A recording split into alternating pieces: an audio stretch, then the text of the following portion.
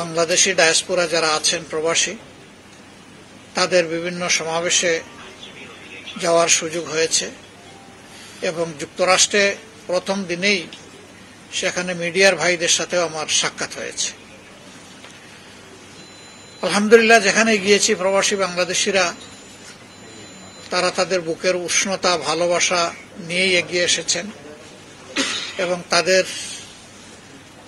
এই উষ্ণতা এবং ভালোবাসায় আসলেই আমি মুগ্ধ এবং আপ্লুত।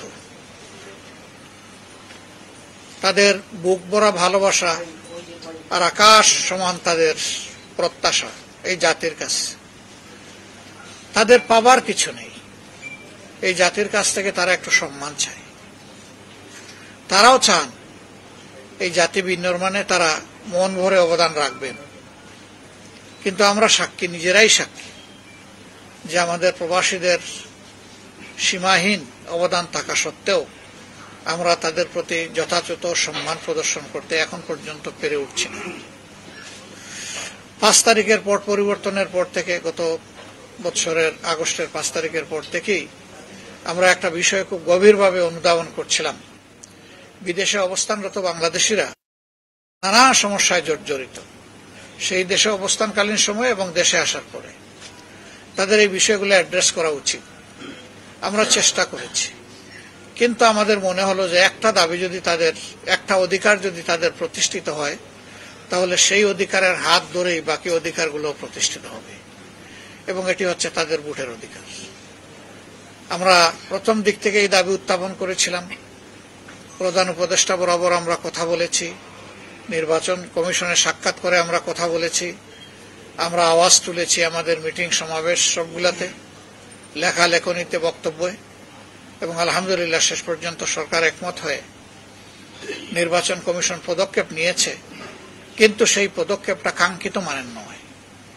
সেখানে ওটিটিতে অ্যাক্সেস পাওয়া যাচ্ছে না, যার কারণে আগ্রহ থাকা সত্ত্বেও সকলে এখন পর্যন্ত গত 30 অক্টোবর যে সময় বেঁধে দেওয়া হয়েছিল, এই নির্দিষ্ট সময়ের ভিতরে অনেকেই ভোটার হতে পারেননি।